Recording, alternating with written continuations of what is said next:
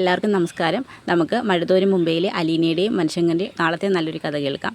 അങ്ങനെ ടോമിച്ചൻ ആൻസിയെ ഫോൺ ചെയ്യുന്നുണ്ട്. അതിനുശേഷം ഷെറിനോട് സംസാരിക്കണമെന്ന് പറഞ്ഞ് ഷെറിനോട് സംസാരിക്കുന്നുണ്ട്. ഷെറിൻ ടോമിച്ചൻ്റെ കോൾ വന്നതിന് ശേഷം വളരെ സന്തോഷത്തിലാണ്. റൂമിൽ ഇങ്ങനെ അങ്ങോട്ടും ഇങ്ങോട്ടും നടക്കുകയാണ്. പിന്നെയും വിളിക്കുമെന്ന് കരുതി. ആ സമയത്താണ് ആൽബി ആൻസിയും കൂടി റൂമിലോട്ടിൻ്റെ വാതിലോട്ട് വരുന്നത്. ആ സമയത്ത് ആൽബിയും ആൻസിയും കാണുന്നത് ഷെറിൻ ഇങ്ങനെ റൂമിനകത്ത് ഇങ്ങനെ നടക്കുന്നതാണ്. അപ്പോൾ ആൻസി പറയും, ടോമിച്ചൻ ഫോൺ വിളിച്ചതിന് ശേഷം ഇങ്ങനെയാണ് ആൽബിച്ചായ. അവൾ ഭയങ്കര സന്തോഷത്തിലാണെന്ന് പറയും. ചോദിക്കും, എന്തെങ്കിലും ഒരു മാറ്റം കാണുന്നുണ്ട്? പ്രത്യേകിച്ചൊന്നുമില്ല, പക്ഷെ ഭയങ്കര ഹാപ്പി ആയിട്ടാണ് ഇരിക്കുന്നതെന്ന് പറയും.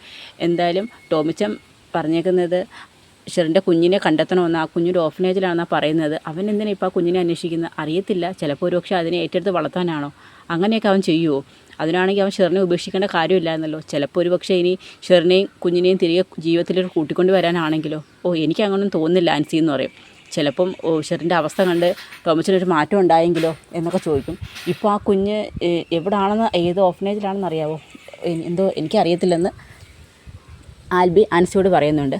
അതിനുശേഷം നമ്മുടെ കൃഷ്ണയും ബബിതയും രഞ്ജുവും എല്ലാവരും കൂടി രോഹിത്തിൻ്റെയും മനുവിൻ്റെയും റൂമിലോട്ട് വരികയാണ്. ആ റൂമിലാണ് അലീന അവർ ഫുഡ് കഴിക്കാനായിട്ട് വിളിക്കാൻ പോയത്. അതിനുശേഷം അലീനയെ കാണാത്തതുകൊണ്ടാണ് അവർ 3 പേരും കൂടി അങ്ങോട്ട് ചെല്ലുന്നത്. ആ സമയത്തേക്ക് നിങ്ങൾ 2 പേരും എന്താ ഫുഡ് കഴിക്കാൻ വരാത്തത്? നിങ്ങളെ വിളിക്കാൻ പറഞ്ഞു വിട്ട് അലീന ചേച്ചിയും കാണുന്നില്ല. അതോ കുറച്ചും മുമ്പ് ഇവിടെ സംഭവം നടന്നു, നിങ്ങൾ വല്ലതും അറിഞ്ഞോ? എന്ത് സംഭവം?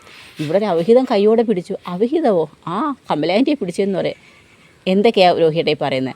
കുറച്ച് മുമ്പ് ഞാൻ വാഷ്റൂമിൽ പോയിരുന്നു. ആ സമയത്ത് കമലാൻ്റി റൂം തുറന്ന് വന്നപ്പോൾ അലീന ചേച്ചിയും മനുവേട്ടനെയും കണ്ടു.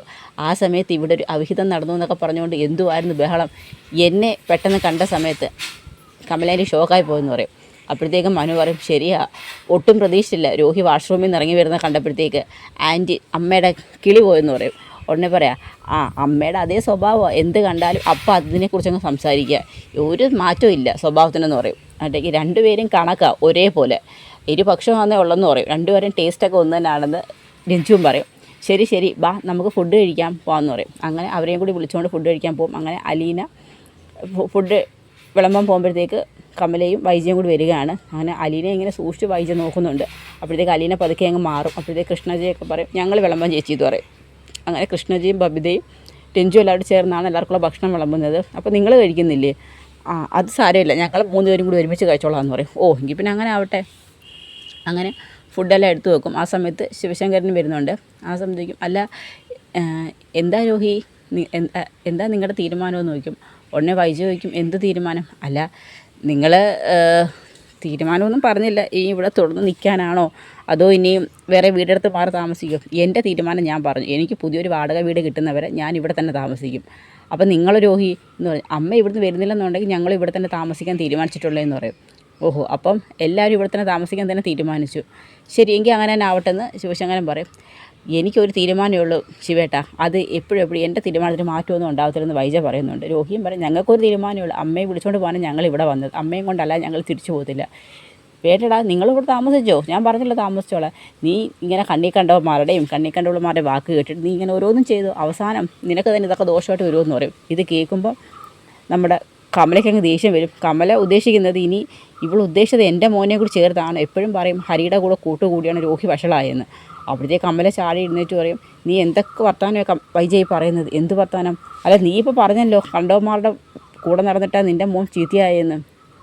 എൻ്റെ മോൻ എന്തോ ചെയ്തു? കമലയിടത്ത് എന്തേ പറഞ്ഞത്? ഞാനതിനെ ആരെക്കുറിച്ചൊന്നും പറഞ്ഞില്ലല്ലോ എന്ന് പറയും.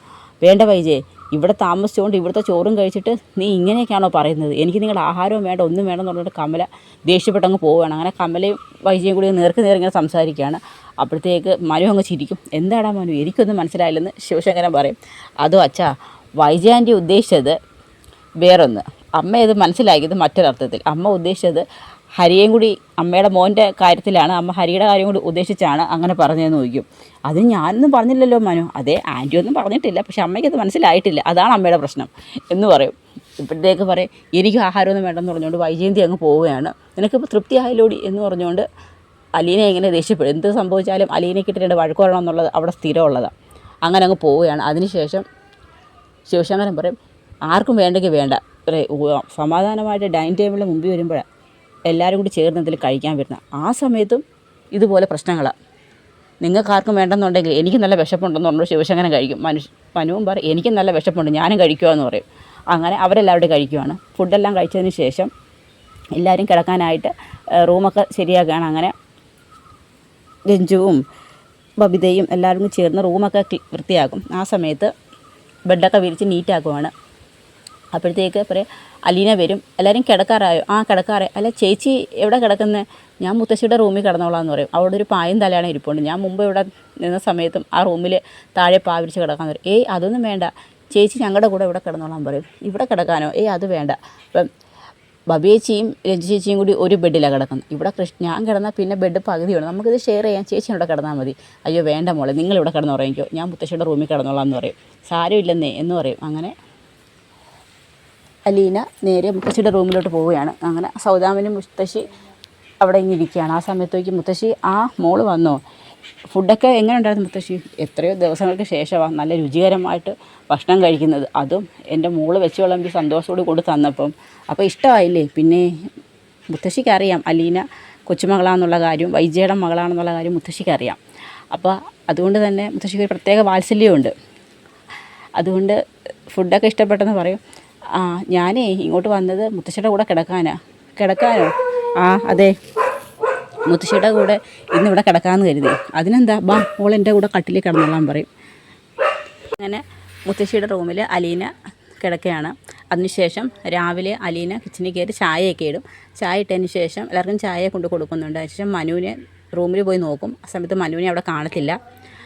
പുറത്തോട്ട് നോക്കുമ്പോൾ സിറ്റൗട്ടിൽ മനു വരുന്ന പത്രം വായിക്കുന്നുണ്ട്. അപ്പം ചായ കൊണ്ട് കൊടുക്കും. അങ്ങനെ ചായ വാങ്ങിച്ച് കുടിക്കുന്നുണ്ട്. എങ്ങനെയുണ്ട് സാഹചര്യങ്ങളൊക്കെ? ഓഹോ വലിയ വ്യത്യാസമൊന്നുമില്ല മനുവേട്ടാ. അല്ല എന്താ നിൻ്റെ തീരുമാനം ചോദിക്കും. ഓ ഇനി തീരുമാനം എന്ത് മനുവേട്ടാ, ഞാൻ ഇവിടുന്ന് പോകണം, അത് തന്നെയല്ലേ എൻ്റെ തീരുമാനം എന്ന് പറയും. നീ ഇവിടുന്ന് പോവാനോ? അതെ, ഞാൻ വീട്ടിൽ നിന്ന് പോയെങ്കിൽ മാത്രമേ അമ്മ അങ്ങോട്ട് വരത്തുള്ളൂ. ഞാൻ വരുന്നതിന് മുമ്പ് അവർ നല്ല സന്തോഷമായിട്ട് ജീവിച്ചിട്ടുണ്ടായിരുന്നു എന്നാണ് പറഞ്ഞത്.